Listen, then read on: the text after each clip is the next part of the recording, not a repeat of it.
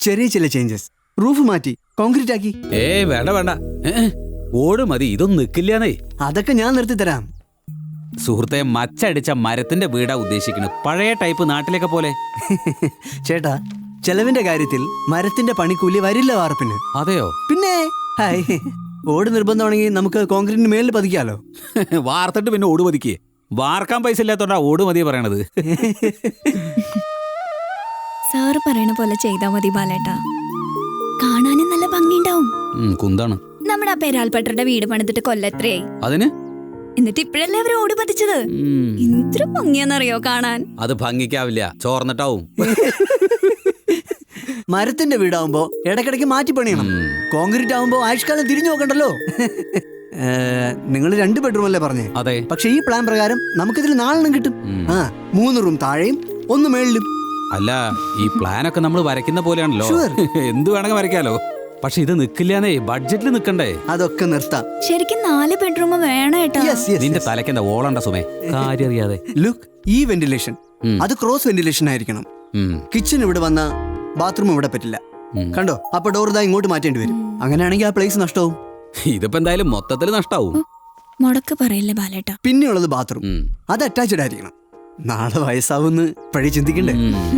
അപ്പൊ വേറൊന്നുള്ളിലും, കോമൺ ഒന്ന് പുറത്തും, 1 അപ്സ്റ്റെയറിലും. ഓ, അപ്പൊ വീട് മൊത്തം ബാത്റൂമാ? എങ്ങനെ? പ്ലാൻ ഇഷ്ടായ? പ്ലാൻ തിരക്കിടൊന്നുമില്ല ബാലേട്ടാ, ഇത് മതി. ഈ പ്ലാൻ നല്ലതാണല്ലോ, നമുക്കിത് മതിനേ. ഇതൊന്നും ബഡ്ജറ്റിൽ നിക്കില്ല സുമേ. സി, ഞാനെല്ലാം ലോ കോസ്റ്റിലാണ് ചെയ്തു കൊടുക്കാറ്.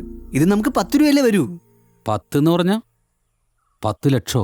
അതെ, 10 ലക്ഷം. എസ്റ്റിമേറ്റ് നോക്കൂ. അത് പിന്നെയും കൂടി. ഇത് 12 ലക്ഷത്തിന്റെ അല്ലേ? പക്ഷെ 10 പണി തീരും.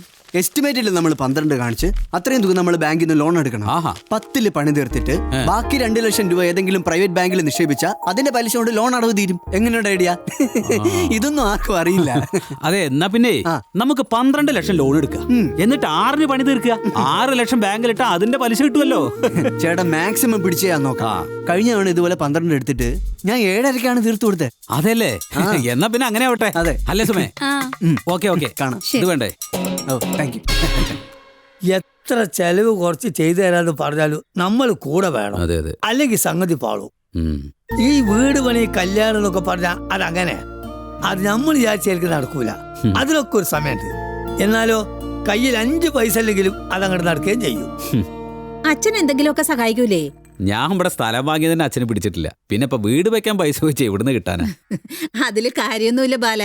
കുട്ടികൾ ഇപ്പൊ എന്ത് കാണിച്ചാലും അച്ഛനമ്മമാർക്കുള്ളിൽ സ്നേഹം ഉണ്ടാവൂ. ഇജ്ജ് അങ്ങോട്ട് തുടങ്ങ്, ബാക്കിയൊക്കെ പടച്ചോന് വിടുക. ഒക്കെ നടക്കൂടോ.